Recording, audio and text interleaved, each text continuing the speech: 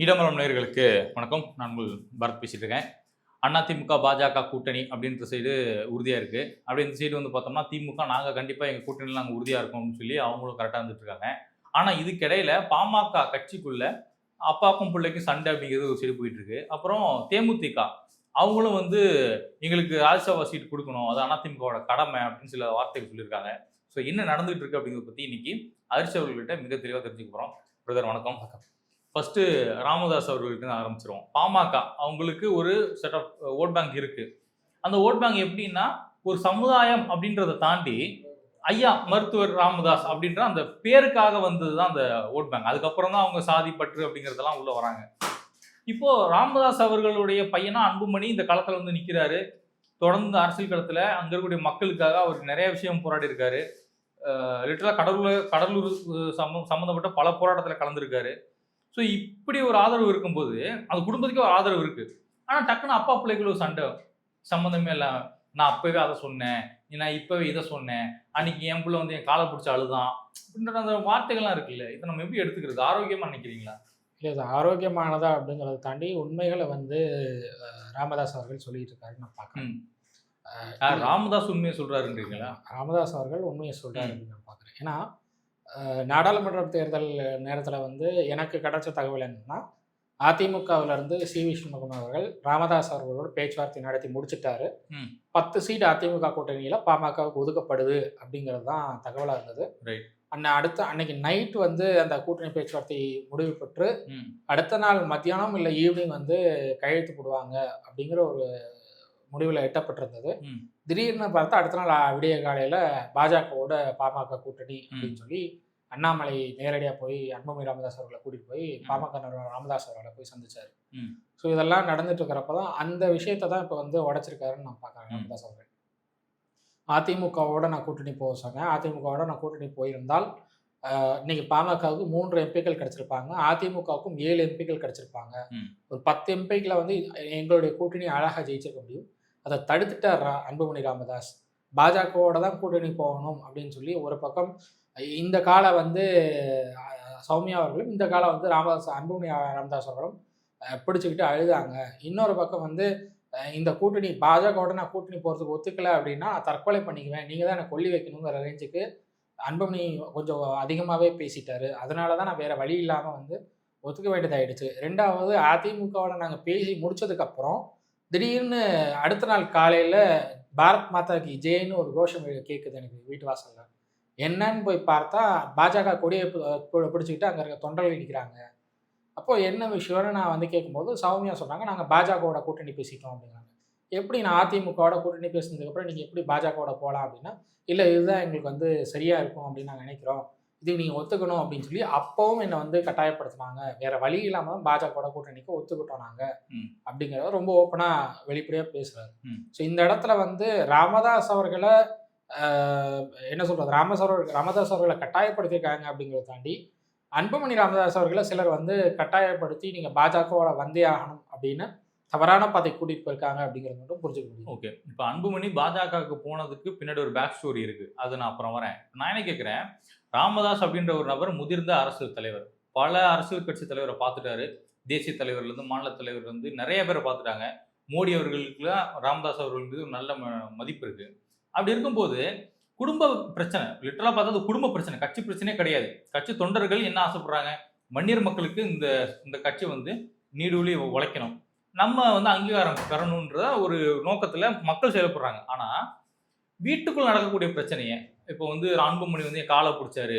அவங்க மனைவி வந்து என் கால புடிச்சு அழுதாங்கன்ற மாதிரியான வார்த்தை பயன்படுத்தும்போது, அப்ப மக்களுக்கு அன்புமணி மீது இருக்கக்கூடிய அந்த நம்பிக்கை இழப்புன்னு ஒண்ணு ஏற்படும்ல. இதெல்லாம் யோசிக்க மாட்டாரா? இல்ல அன்புமணி மேல இருந்த நம்பிக்கை ஏற்கனவே இல்லாம போயிடுச்சு அப்படின்னு தான் நான் பார்க்குறேன். ம். ஏன்னா, உங்களுக்கு வந்து பாஜகவால தனித்து வெல்ல முடியாது அப்படிங்கிறது எல்லாருக்கும் தெரிஞ்ச விஷயம். ஓகே. அண்ணாமலை அவர்கள யார் கைட் பண்ணாங்கன்னு ஊரறிஞ்ச விஷயம். அவர் ம். வந்து தன்னைத்தானே பொலிட்டிக்கல் அனலிஸ்ட்ன்னுவாரு. திடீர்னு நான் மோடி ஆதரவாளர்ன்னு சொல்லுவாரு. ஸ்டாலின் முதல்வர். ஸ்டாலின் தான் உலகத்திலேயே சிறந்த தலைவர். அது எதிர்க்க வந்து இன்னொரு தலைவர் பிறந்து தான் வரணும்னுவாரு. அதே நபர் தான் வந்து சட்டமன்ற தேர்தல் 2021ல என்கிட்ட சொன்னாரு, கோயம்புத்தூர்ல 10 சீட்ல 8 சீட் திமுக ஜெயிக்கும். 2 சீட்டு தான் அதிமுக ஜெயிக்கும். அது கூட உறுதியா சொல்ல முடியாது அப்படின்னாரு. அங்க பார்த்தா 10மே அதிமுக கூட்டணி ஜெயிச்சு. சொன்னது யாரு? ஒரு ஜேர்னல் ஒரு புரிஞ்சிருச்சு அரசியல் விமர்சகர் சொன்னாருன்னு புரிஞ்சிருச்சு வச்சுக்கோங்களேன். அவர் புரிஞ்சிருச்சு பேரை நம்ம சொல்ல வேணாம். ம் ஏன்னா இனிமே எனக்கு நல்ல கான்டாக்ட்ல தான் இருக்காரு. அதனால பேரை சொல்ல விரும்பல. ம் அவர் தான் வந்து அண்ணாமலை அவர்களை வந்து ம் நீங்க வந்து தனியா கண்டெஸ்ட் பண்ணணும். பாஜகவால 15 சீட் தனியாவே ஜெயிக்க முடியும். ம் பாஜக நினைச்சா ஒரு தனி கூட்டணி ஃபார்ம் பண்ணி 35லேருந்து 40% வரைக்குமே ஓட் பேங்கை வந்து கன்வெர்ட் பண்ணி சீட்டை கன்வெர்ட் பண்ண முடியாத அப்படின்னு அண்ணாமலை அவர்களை வந்து வடைமாற்றம் செய்து அதிமுக கூட்டணி உடைங்க. பேரறிஞர் அண்ணா பத்தி தப்பா பேசுங்க. ஜெயலலிதா அவர்களை ஊழல் குற்றவாளின்னு சொல்லுங்க. இதெல்லாம் சொன்னீங்கனாலே அங்க வந்து டெம்பர் கூடும். அவங்க உங்களை எதிர்த்து பேசுவாங்க. அதை வச்சு நீங்க கூட்டணி அழகா உடைச்சிட்டு தனியா நீங்க போங்க அப்படிங்கிற ஒரு ஐடியா கொடுத்தது அவர் தான். யார் இந்த அண்ணாமலை வந்து முதலமைச்சர்ன்ற கற்பனை பல்லாக்கில் தூக்கி வச்சிருந்த ஒரு நபர். அண்ணாமலை முதலமைச்சருங்கிறத தாண்டி சீமான முதலமைச்சர்னு இப்ப ப்ரொஜெக்ட் பண்ணிட்டு இருந்தாரு. இப்ப பண்ணிட்டு ஒரு இருக்காரு 6 மாசமா பண்ணிட்டு இருக்காரு. அது குறிப்பாசம். அவர் தான் வந்து ம். இப்ப வந்து அண்ணாமலைக்கு அகேன்ஸ்டா வேலையை ஆரம்பிச்சுட்டு இருந்தாரு நான் பாக்குறேன். ம். ஏன்னா உங்களுக்கு வந்து நீங்க வந்து தனியா நீங்க அலையன்ஸ் ஃபார்ம் பண்ணா நம்மளால ஜெயிக்க முடியுங்கிற ஒரு நம்பிக்கை அண்ணாமலைக்கு தவறா ஏற்படுத்தி கொடுத்தாரு. ம். அந்த நம்பிக்கையில அண்ணாமலை வந்து அன்புமணி அவர்களை வந்து நம்ம தனியா போவோம், நீங்களும் நீங்க கண்டெஸ்ட் பண்ணாலும் உங்களுடைய மனைவியை வந்து கண்டெஸ்ட் பண்ண வச்சு அழகா ஜெயிச்சிடலாம். நம்ம வந்து 10 சீட்டு 15 சீட்டுக்கு மேல நம்ம அழகா அடிச்சிடலாம். ஏடிஎம்கேலாம் ஒரு மண்ணே கிடையாது நம்மளுக்கு. அவங்கெல்லாம் ஒரு கண்டஸ்டேட்டே கிடையாது. அவங்கள தூக்கி வீசிட்டு நம்ம பாட்டுக்கு ஜெயிச்சிடலாங்கிற ஒரு அந்த ஒரு ஐடியால தான் போனாங்க. பட் யதார்த்தம் வந்து வேற மாதிரி மாறிடுச்சு. யதார்த்தம்ங்கிறது உங்களுக்கு களத்துல வேலை பார்க்குற எல்லாருக்கும் தெரியும். பாஜகவால தனியா ஜெயிக்க முடியாது. ம். அதிமுக இல்லாம எந்த கட்சியாலையும் ஜெயிக்க முடியாது. ஒண்ணு திமுகவோட போகணும், இல்ல அதிமுகவோட போகணும். ஏன்னா ரெண்டுமே 20-22% ஓட் பேங்க் வச்சுட்டு இருக்கிற பெரிய கட்சிகள். ம். 2 பேருக்கும் 22-23% இருக்கு தனிப்பட்ட ஓட் பேங்க். ம். அந்த ஓட் பேங்க் இல்லாம இங்க யாருமே ஆட்சி அமைக்க முடியாது. அப்படி இருக்கிறப்போ நாங்க அவங்களெல்லாம் தாண்டி தனியா தான் போவோம் அப்படின்னா தலைகீழா குதிச்சாரு. தலைகீழா குதிச்சு ஒண்ணும் இல்லாம போயிடுச்சு. அதனாலதான் அண்ணாமலையை வந்து இன்னைக்கு பாஜகல இருந்து விலக்கி வச்சிருக்காங்க. தன்னைத்தானே விலகிக்கிட்டேன்னு இப்ப அண்ணாமலை சொல்லிட்டு இருக்காரு. ஆனா அவரை விலக்கி வச்சிருக்காங்க. அதுதான் உண்மை. அந்த ஒரு கோபத்துல அண்ணாமலை பண்ண வேலை என்னன்னா இப்ப வந்து நல்லா இருந்த குடும்பத்துல கும்மி அடிச்சுட்டு போயிருக்காரு அண்ணாமலை. அதுதான் இப்ப பெரிய பிரச்சனையா ஓடிட்டு இருக்கு. இப்ப அண்ணாமலைக்கு போயிட்டாரு, கடந்து போயிட்டாரு. நம்மளும் அவர் கடந்து வருவோம். இப்ப என்னன்னா ராமதாஸ் அவர்கள் வந்து இந்த குற்றச்சாட்டு வைக்கிறாருல அன்புமணி மேல. பட் நான் அன்புமணி அவர்கள் சம்பந்தப்பட்டு நான் என்ன கேள்விப்பட்டேன்னா, அன்புமணியை லிட்டரல் நாடாளுமன்ற தேர்தலில் அண்ணாமலை சம்பந்தப்பட்டவங்க, பாஜக சம்பந்தப்பட்டவங்க மிரட்டுனாங்க. உங்க மேல நாங்க வந்து இருக்கக்கூடிய ஊழல் குற்றச்சாட்டெல்லாம் நாங்க எடுத்து கிளறுவோம், நோண்டுவோம், உங்களை உள்ளத்துக்கு போட்டுருவோம், நீங்க வரலன்னா நாங்க இந்த மாதிரி தான் பண்ணுவோம்னு சொல்லி லிட்டரலா மிரட்டின ஒரு காரணத்தினாலதான் அவரு தன்னுடைய சுயலாபத்துக்காக பாமக கொண்டு போய் யாரு அன்புமணி ராமதாஸ் வந்து பாமக கொண்டு போயிட்டு பிஜேபி அடமானம் வச்சாருன்ற ஒரு டாக் ஒன்று போயிடுது. அது எந்த அளவுக்கு உண்மை? இல்ல மிரட்டாங்களா அப்படிங்கிறது எனக்கு தெரியல. ஆனா கொடுக்கப்பட்ட 2 வாக்குறுதிகள் என்னன்னு எனக்கு தெரியும். ஒண்ணு சௌமியா அன்புமணி அவர்களுக்கும் மத்திய அமைச்சர் பொறுப்பு வழங்குவோம், 2 பேரையும் நாங்க மத்திய அமைச்சர் ஆக்குவோம் அப்படிங்கிற ஒரு வாக்குறுதி கொடுத்திருந்தாங்க. 2வது வாக்குறுதி என்னன்னா அங்கீகரிக்கப்பட்ட கட்சியா பாமகவை கொண்டு வந்துருவோம் மறுபடியும். உங்களுக்கு வந்து நிரந்தர சிம்பிள் ஏற்பாடு பண்ணி கொடுத்து அங்கீகரிக்கப்பட்ட கட்சியா உங்களை கொண்டு வந்துருவோம். அதுக்கப்புறம் வந்து ராமதாஸ் அவர்களுடைய கையில இருந்து பாமகவை உங்களுடைய கைக்கு நிரந்தரமா கொண்டு வரதுக்கு என்ன வழியோ அதை நாங்க செஞ்சு தரோம் அப்படின்னு சொன்னது அண்ணாமலை தரப்புல இருந்து. ராமதாஸ் வந்து கொஞ்சம் விட்டு கொடுத்து போக வேண்டியது, அவர் வயசாயிடுச்சு. கட்சியே வந்து அவருடைய பாமகவை வளர்த்தவர்கள்ல காடுவெட்டி குருவும் அன்புமணி ராமதாஸ் அவர்களும் வந்து முதன்மையான தலைவருங்க. காடுவெட்டி குரு இல்லாம இன்னைக்கு எனக்கு தெரிஞ்சு வன்னியர் சமூகத்துடைய வாக்குகளை பெருமளவு பாமக இழந்துருச்சு. கொஞ்சம் இருக்கிற அந்த வன்னியர் சமூகத்துடைய வாக்கையும் இழக்கக்கூடாது அப்படிங்கிறதுனாலதான் ராமதாஸ் இப்ப தலையிட்டு இருக்காரு. நீங்க வந்து ராமதாஸ் அவர்கள் சொல்றதை கூட கேட்க முடியாம நானே தன்னிச்சையா முடிவெடுக்குவேன்னு போனா இருக்கிற வன்னியர் சமூகத்துடைய வாக்குகளை அதிமுக கிட்ட இழக்க வேண்டியது.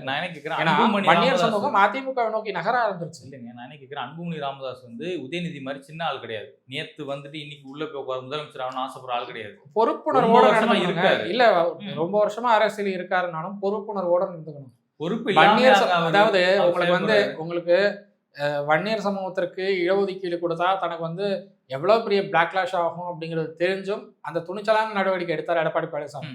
அவரை பேக்கப் பண்ண கூட உங்களால முடியல அப்படின்னா அப்ப வந்து வன்னியர் சமூகத்துக்கு எதிராக தான் நீங்க நிக்கிறீங்கன்னு பார்ப்பாங்க அந்த சமூகத்தினரே. அதனாலதான் என்ன பண்ணாங்கன்னா பாமகவோட அதிமுக பெட்டர்னு மூவ் ஆக ஆரம்பிச்சாங்க. அந்த வாக்குகளை மறுபடியும் பாமக கொண்டு வரணும் அப்படின்னா ராமதாஸ் சொல்றது கேட்டுதான் ஆகணும். அன்புமணி ராமதாஸ் வந்து எடுத்த முடிவு தவறானது அப்படிங்கிறது ப்ரூவ் ஆயிடுச்சு. நான் எடுத்த முடிவு தவறுன்னு ஒரு வார்த்தை சொல்றது தப்பே இல்லை. நீங்க சொல்றதை நான் கேட்கறேன்னு ஒரு வார்த்தை சொல்றது தப்பே இல்லை. ராமதாஸ் டக்குன்னு இல்ல திமுக கூட கூட்டணி போவோம், அவங்களோட நம்ம கூட்டு சேரும்னு சொன்னா அதை நம்ம ஏத்துட்டு தான் ஆகணுமா? திமுகவோட போறதுக்கான ஐடியா இருந்தாலும் ராமதாஸ் அவர்களை ஏற்றுக்கொள்ள வேண்டிய இடத்துல திமுக இல்லைன்னு நான் பாக்குறேன். இல்ல திமுக இருக்க வேணாங்க, ராமதாஸ் சொல்றாரு நாளைக்கே நம்ம வந்து திமுக கூட போவோம்ப்பா, அதான் நான் தான் முதல் சொல்றேன். ரெண்டே ஆப்ஷன் தான் உங்களுக்கு இருக்கு, ஒன்னு அதிமுக இல்ல திமுக. ரெண்டு ஆப்ஷன்ல ஏதாவது ஒரு ஆப்ஷன் தான் சூஸ் பண்ணி ஆகணும். அவங்க திமுகவோட போறதுக்கான பாசிபிலிட்டி இருக்கா அப்படின்னு கேட்டா அவங்க விரும்பினாலும் பாமக விரும்பினாலும் திமுக அதை விரும்பாது. அப்ப இருக்கிற இன்னொரு ஆப்ஷன் அதிமுக. அதிமுகவோட நீங்க போய் தான் ஆகணும். நான் அதிமுகவோடையும் போக மாட்டேன், திமுகவோடையும் போக மாட்டேன், தனியா தான் போவேன், என்ன நானே சிஎம் கேண்டிடேட்டா ப்ரொஜெக்ட் பண்ணிட்டு போவேன்னு மறுபடியும் 2016 வழி நீங்களே உங்களை வந்து அடுத்த முதல்வர்னு முதல் கையெழுத்துங்கிற ரேஞ்சுக்கு நீங்க போனீங்க அப்படின்னா ஒன்றும் இல்லாமல் போயிடும். ஏற்கனவே வாக்கு வங்கி சரிஞ்சிருச்சு, மாநில அங்கீகாரம் போயிடுச்சு. இதுக்கு மேல இன்னும் இழக்கிறதுக்கு என்ன இருக்குன்னு எனக்கு தெரியல பாமக. இப்பயாவது துணிச்சலா ராமதாஸ் அவர்கள் முடிவெடுக்கிறார் அப்படிங்கிறது ரொம்ப நல்ல விஷயம் பாமக. ரைட், பொறுத்து வந்து பார்ப்போம் ராமதாஸ் என்ன முடிவு எடுக்கிறாரு. இப்போ அடுத்து வந்து தேமுதிக வந்து அதிமுக எங்களுக்கு வந்து ராஜ்யசபா சீட்டு கொடுங்க, எம்பி சீட் கொடுக்கணும், அது அவங்களோட கடமை அப்படின்னு சொல்லியிருக்காங்க. அப்படி கொடுக்குற அளவுக்கு என்ன கடமை, எந்த இடத்துல கடமைப்பட்டிருக்காங்க அதிமுக? இப்போ அதிமுக வந்து நாடாளுமன்ற தேர்தல் அப்போ அவங்க சொன்ன விஷயம் என்னன்னா, மாநிலங்களவை தேர்தல் வரும்போது உங்களுக்கு சீட் கொடுக்கறத பத்தி யோசிப்போம் அப்படின்னாங்க. கொடுக்குறோம்னு சொல்லலை, யோசிப்போம் அப்படிங்கிறதான் சொல்லப்பட்டது. அதுக்கப்புறம் தேமுதிகவினுடைய தலைமை கழக அலுவலகத்துக்கு போனாங்க. கேப்டன் அவர்களுடைய அந்த ஆலயத்தில் வந்து அஞ்சலி செலுத்திட்டு அங்கே வந்து ப்ரெஸ் மீட் நடக்கும், அங்கே அஃபிஷியலாக அனௌன்ஸ் பண்ணுவாங்க அப்படின்னாங்க. பட் அங்கேயும் அஃபிஷியலாக எந்த அனௌன்ஸ்மெண்ட்டும் பண்ணல. ஸோ அப்போவே நம்மளுக்கு தெரியும் இது வந்து கன்ஃபார்ம் ஆகலை அப்படிங்கிறது எல்லாருக்கும் தெரிஞ்சிருச்சு. பட் வந்து அதிமுக கொடுப்பாங்க, அதிமுக கொடுக்குறேன்னு சொல்ல, கன்சிடர் பண்ணுவோன்னு சொன்னாங்க. கன்சிடர் பண்ணுறது வேற, கொடுப்போன்னு சொல்கிறது வேற. நீங்கள் வந்து நீங்கள் 2019 தேர்தல் எடுத்துக்கிட்டிங்கன்னா 2019 தேர்தல் உடன்படிக்கையின் போது பாமகவுக்கு ஒரு எம்பி பதவி கொடுப்போம்னு அந்த தேர்தல் உடன்படிக்கையை எழுதி கையெழுத்து போட்டு கொடுத்தாங்க அதிமுக. அதன்படி கொடுத்தாங்க. ஜி.கே. வாசன் அவர்களுக்கும் பாஜக தரப்புல இருந்து கொடுக்கப்பட்ட வாக்குறுதிங்கிறதுனால அதை வந்து நிறைவேற்றி கொடுத்தாங்க. இங்க தேமுதிகவுக்கு வந்து எழுதியும் கொடுக்கலாம். ஸோ அப்போ கன்சிடர் பண்றோம்னு சொல்றது வேற, நாங்கள் கொடுக்குறோம்னு சொல்றது வேற. கன்சிடரேஷன் வந்து உங்களுக்கு வந்து இன்னைக்கு கன்சிடர் பண்ணலாம், நாளைக்கு ஆட்சிக்கு வந்ததுக்கப்புறம் நாங்கள் கொடுக்குறோம்னு கூட சொல்லலாம், அது வேற. அதுக்காக வந்து கொடுக்கணுங்கிற அவசியம் இல்லை எனக்கு தெரிஞ்சு. பட் ஸ்டில் இன்னும் அதிமுக தரப்புல இருந்து பேசிட்டு இருக்காங்க, நான் முடிவாகல எதுவும். இப்போ என்னன்னா பாமக கூட ஒரு வன்னியர் சங்கம் அப்படின்னு சொல்லி வன்னியர் மக்களுக்காக அங்கே போராடிட்டு இருக்காங்க. அவங்களுக்கு கூட ஓட் பேங்க் இருக்கு. அவங்களுக்கு கூட கடைசி நடந்து முடிஞ்ச நாடாளுமன்ற 10 சீட்டு 20 சீட்டு கூட கொடுத்துருக்கலாம், பிரச்சனை இல்லை. ஆனால் தேமுதிகவுக்கு என்ன ஓட் பேங்க் இருக்கு, அவங்க யாருக்காக போராடுறாங்க, எந்த மக்களுக்காக இருக்காங்க? ஏன்னா தலைவர் விஜயகாந்த் இருந்த வரைக்கும் அம்மையார் அவர்களை எதிர்த்து நின்னார் சட்டமன்றத்துக்குள்ளேயே. அப்புறம் கலைஞரை நேரடி அரசியல்லே வந்து எதிர்த்தாரு. அப்பேற்பட்ட வீரியமாக செயல்பட்ட அவருக்கு, அவர் இப்போ இருந்திருந்தா நம்ம சொல்லலாம், சரி ஓகேப்பா அவர் இருக்காருப்பா, அவருக்குன்னு ஒரு ஓட் பேங்க் இருக்குன்னு நம்ம சொல்லலாம். ஏன்னா எதிர்கட்சி தலைவராக வந்து உட்காந்தவர். ஆனால் தேமுதிக இப்போ கட்டரம்பு தெரிஞ்ச கதையாக போய் உட்காந்துட்டு இருக்காங்க. அவங்களுக்கு என்ன பேக்ரவுண்ட் இருக்கு, எதுக்கு கொடுக்கணும்? அது இல்லை, தேமுதிகவுக்கு வந்து அசம்பிளி எலெக்ஷனோ நாடாளுமன்ற எலெக்ஷனோ ஒரு 2.5 to 3% ஆஃப் ஓட்ஸ் இருக்கு. 3% ஓட்டு வரைக்கும் இருக்கு அவங்களுக்கு. இந்த 3% ஓட்டு டிசைடிங் ஃபேக்டராக மாறிடும் அப்படிங்கிறது தான் வந்து நான் சொல்ல விரும்புகிறது. 2021 அதை பண்ணியிருக்கணும். 2021 வந்து தேமுதிகவை கூட்டணிக்குள்ள கொண்டு வந்திருந்தா இன்னைக்கு வந்து ஆட்சி மாற்றம் ஏற்பட்டிருக்காது அப்படிங்கிறது என்னுடைய பார்வை. தேமுதிக இல்லாத காரணத்தால தான் வந்து ஆட்சி மாற்றம் ஏற்பட்டிருக்கு. ஏன்னா ஒரு 3% 3.5% டிஃபரன்ஸ்ல தான் ஆட்சி மாறி இருக்கு. ஸோ அதனால வந்து உங்களுக்கு ஒரு தொகுதியில் ஒரு 40 ஓட்டில் ஜெயிக்கிறாங்க, ஒரு தொகுதியில் 50 ஓட்டில் ஜெயிக்கக்கூடிய இடத்துல கூட இருக்காங்க. அப்படிங்கிறப்போ நீங்கள் வந்து ஒரு வாக்கும் இன்னைக்கு முக்கியம்னு தான் பார்க்கணும். அப்போ தேமுதிகவை கூட்டணிக்குள்ள தக்க வைக்கிறதுக்கு என்னவோ அதை பார்க்குறோம் அதிமுக. பட் அதுக்காக வந்து ராஜ்யசபா சீட் தூக்கி கொடுத்தாதான் கூட்டணியில் இருப்பேன் அப்படின்னு அவங்க சொல்றாங்க அப்படின்னா அப்படி ஒரு கூட்டணி தேவையில்லைன்னு தான் நான் சொல்றேன். உங்களுக்கு வந்து புரியல, ஒண்ணு கொடுத்தாதான் வருவாங்க, இல்ல உங்களுக்கு அவங்க வரமாட்டாங்க. அப்ப லாஸ்ட் தானே அதிமுகவுக்கு கிடையாதுங்க. உங்களுக்கு வந்து நீங்க கொடுக்கல் வாங்கல்ல தான் நீங்க வந்து கூட்டணி நாங்க கொண்டு போவோம், கூட்டணியில நாங்க இருப்போம், அங்க வைப்போம் அப்படின்னு சொல்றீங்கன்னா அதுக்கு பேர் வந்து கூட்டணி கிடையாது. நீங்க வந்து கம்ப்ளீட்டா அரசியல் பேரம் பண்றீங்கிற மாதிரி பார்க்கப்படும். என்னங்க அரசியல் பேரம் தானேங்க. இப்போ ஒரு கட்சி எப்படி இன்னொரு கட்சியோட கூட்டணி வரும்? நீங்க எனக்கு எவ்வளவு கொடுப்பீங்க, பொட்டியிலேருந்து இதுலேருந்து எவ்வளவு கொடுப்பீங்க கேட்டு விசாரிச்சு தான் வர போறாங்க. அப்புறம் இல்லை, இப்போ நீங்க அண்ணாமலை பிரச்சனை பண்ணதே அந்த காரணத்தினால தான். எங்களுக்கு இத்தனை சீட்டு வேணும் டிமாண்ட் பண்ணதான் பிரச்சனையே ஆரம்பிச்சது. அப்புறம் நீங்க சீட்டு வந்து இவ்வளவு வேணும் அவ்வளவு வேணும்னு பேரம் பேசுற மாதிரி எங்களுக்கு பொட்டி எவ்வளவு வேணும் எவ்வளவு வேணும்னு சொல்றதையும் நீங்க வெளிப்படையா சொல்லலாமே. அதை மட்டும் மறைமுகமாக சொல்லிட்டு சீட்டு மட்டும் எங்களுக்கு வந்து பொது வெளியில சொல்லிட்டு இருக்கீங்கன்னா அப்போ அதுதான் இடிக்குது எனக்கு என்ன பொறுத்தவரை. எல்லாத்தையும் வெளிப்படையாக சொல்கிறீங்கன்னா எல்லாத்தையும் வெளிப்படையாக சொல்லுங்கள். அதிமுக எங்கேயுமே வந்து நாங்கள் வந்து ராஜ்யசபா சீட் கொடுப்போம்னு உறுதி கொடுக்கல. அவங்க வந்து கன்சிடர் பண்ணுவோம்னு சொன்னாங்க. கன்சிடரேஷன் வேற, உறுதி கொடுக்கறது வேற. சரி, So, அதை அப்படியே வந்து தெளிவா கொடுத்தாலும் புரிஞ்சுக்கணும். அப்படியே கொடுத்தாலும் எம்பி சீட்டுக்கு தகுதியான வேட்பாளர் தேமுதிக யார்? எல்கே சுதீஷ் இருக்காருன்னு நான் பார்க்குறேன். ரைட்டு. சுதீஷ்க்கு வந்து ராஜ்யசபா சீட் கொடுக்கலாம், தப்பு இல்லை. சுதீஷ் வந்து அங்கே டெல்லியில் நல்ல ஒரு சப்போர்ட் வச்சிருக்காரு. ஸோ அதனால் அவருக்கு வந்து பாஜகவில் இருக்கிற முக்கிய தலைவர்களோட நல்ல தொடர்பு. ஆனா அதை பிரேமலதா விஜயகாந்த் வந்து விரும்புறாங்களா இல்ல அவங்க பையனுக்கு கொடுக்கணும்? இல்லை, பிரேமலதா விஜயகாந்த் அவர்கள் சுதீஷ்க்கு தான் எதிர்பார்க்குறாங்க. Right. சுதீஷை தான் வந்து டெல்லிக்கு அனுப்பணும் அப்படிங்கிற ஒரு ஐடியாவில் இருக்காங்க. அதனால தான் வந்து லோக்சபா எலெக்ஷனும் சுதீஷை கண்டெஸ்ட் பண்ண வேணாம்னு சொன்னதுக்கு தான் காரணம். இல்லைன்னா வந்து சுதீஷை கண்டெஸ்ட் பண்ண சொல்லிட்டு விஜய பிரபாகரனை கண்டெஸ்ட் பண்ண விடாமல் பண்ணியிருப்பாங்க. விஜய பிரபாகரன் வந்து மக்களால் தேர்வு செய்யப்படணும் அப்படின்னு பார்க்குறாங்க. சுதீஷ் ராஜ்யசபாவுக்கு போகணும் அப்படிங்கிறத எக்ஸ்பெக்ட் பண்ணுறாங்க. ஸோ அதனால வந்து சுதீஷ்க்கு தான் அவங்க எக்ஸ்பெக்ட் பண்ணுறாங்க. சுதீஷ் போகிறதுல தப்பு இல்லை, பட் கொஞ்சம் பொறுமையாக இருக்கலாம். ஏன்னா இன்னும் அதிமுகவும் டிசைட் பண்ணலை. அதிமுகவுலேயும் வந்து அவங்களுக்கு இப்போ 68 எம்எல்ஏக்கள் சப்போர்ட் தேவை. 62 பேர் இருக்காங்க ஏடிஎம்கே, நீக்கப்பட்ட ஒரு 4 பேரை தவிர 62 பேர் இருக்காங்க. அதை தாண்டி பாஜகவில் ஒரு 4 பேர் இருக்காங்க. பாமகவுடைய சப்போர்ட்டும் தேவைப்படுது இப்போ இங்கே. அப்போது உங்களுக்கு இந்த சப்போர்ட்லாம் தேவைப்படுதுன்னா அந்த கட்சிகள்லாம் என்ன சொல்லுது அப்படிங்கிறதையும் கன்சிடர் பண்ணணும். இல்லைன்னா அவங்களுடைய வாக்குகள் அதிமுக கிடைக்கிறதுல கஷ்டமாயிடும். இப்போது பாஜக என்ன சொல்கிறாங்க அப்படிங்கிறத பார்க்கணும், பாமக என்ன சொல்கிறாங்கிறத பார்க்கணும். அதிமுக கிட்ட மட்டுமே டிமாண்ட் வச்சு யூஸ் இல்லைன்னு தான் நான் சொல்லுவேன். அதிமுக மற்ற 2 கட்சிகளோட டிமாண்டையும் கேட்ட வேண்டிய கட்டாயத்தில் இருக்காங்க.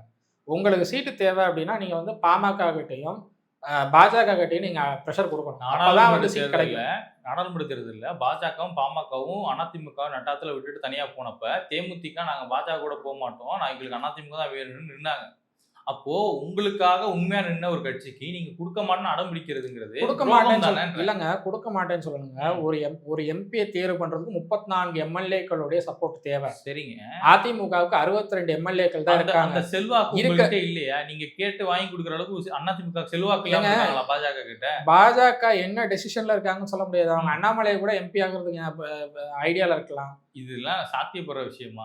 எதுவுமே சாத்தியமுங்க. நேற்று அதுதானுங்க நயினார் நாயந்திரன் சொல்றாரு, நாங்க வந்து அதிமுக கூட்டணியில இருக்கோம், நாங்க எப்ப வேணாலும் அதிமுக சப்போர்ட் பண்ணுவோம், ஆனா என்ன டெசிஷன் எடுக்கிறதுங்கிறது எங்க தலைமை தான் முடிவு பண்ணும், நான் அதை சொல்ல முடியாதுங்கிறாரு. அப்ப அதிமுகவுக்கே அந்த டெசிஷனை ஃபைனல் பண்றது பாஜக தலைமை தான். பாஜகவோட டெசிஷனை பாஜக தலைமை தான் முடிவு பண்ணும். அதிமுக 62 எம்எல்ஏக்கள் வச்சிருக்காங்க. 62 பேரும் ஏடிஎம்கே யார் சொல்றாங்களோ அவங்க போட்டு போயிடுவாங்க. அதங்க அந்த பாஜக எம்எல்ஏ தேமுதிகவுக்கு சப்போர்ட் பண்ண சொல்லி சப்போர்ட்டா நிக்கலையா? அவங்களுக்கு கொடுக்க சொல்லி சப்போர்ட் 62 எம்எல்ஏக்கள் நின்றுவாங்க. 62ல 34 பேர் ஏடிஎம்கே கேண்டிடேட் போட்டுருவாங்க. மிச்சம் இருக்கிறதுல 28 பேர் தான் இருக்க போறாங்க. 28-30 பேர் தான் இருக்க போறாங்கன்னு வச்சுக்கோங்களேன். அந்த 30 பேர்ல வந்து 34 பேர் தேவைங்கிறப்ப உங்களுக்கு 6 ஓட்டு 4 ஓட்டுங்கிறது டிஃபரன்ஸ் வரும். அந்த 6 ஓட்டு 4 ஓட்டு டிஃபரன்ஸ் நீங்க எப்படி காம்பன்சேட் பண்ணுவீங்க? ஒன்று பிஜேபியோடைய 4 எம்எல்ஏக்கள் சப்போர்ட்டும் வேணும், அதே மாதிரி பாமகல இருந்து 2 எம்எல்ஏக்களாக சப்போர்ட் பண்ணி ஆகணும். அப்ப என்னன்னா அது ஓப்பனா சொல்லிட்டு வேணும், நாங்க உங்களுக்கு சப்போர்ட் பண்றோமா, நீங்க போயிட்டு பாஜக பாமக கேளுங்கன்னு சொல்லிட்டு வந்து. அதுதான் இப்ப அதிமுக நடந்துட்டு இருக்கு. அதிமுக வந்து எல்லா தரப்புலையும் பேசிட்டு இருக்காங்க, அவங்க உடனே முடிவெடுக்கக்கூடிய இடத்துல இல்ல. அதுதான் நான் சொல்ல வரேன். பிரேமலதா அவர்கள் வந்து அதிமுக கிட்ட மட்டும் தான் டிமாண்ட் வச்சுட்டு இருக்காங்க. அதிமுக கிட்ட மட்டும் டிமாண்ட் வச்சு பிரயோஜனம் இல்லை. பாஜகவுக்கு ப்ரெஷர் கொடுங்க. பாஜக அவங்களுக்கு தேவையில்லைன்னு சொல்லிட்டு நாங்க வந்து யாரை நிப்பாட்டினாலும் ஆதரிக்கிறோம் சொன்னாங்கன்னா அப்போ நீங்க அதிமுக கிட்ட கேட்கலாம். பாஜக எங்களுடைய கேண்டிடேட்டும் நீங்க போட்டே ஆகணுங்கிற ஒரு ப்ரெஷர் கொடுக்குறாங்க அப்படின்னா வேற வழி கிடையாது. அலைன்ஸ் அசம்பிளி எலெக்ஷனுக்கு அலைன்ஸ் போகும்போது அவங்க சொல்றதையும் கேட்க வேண்டிய இடத்துல தான் இருக்காங்க அதிமுக. ரைட். பொறுத்தும் பார்ப்போம் பிரதர் என்ன நடக்குது அப்படின்னு. ரொம்ப நன்றி பிரதர். நன்றி.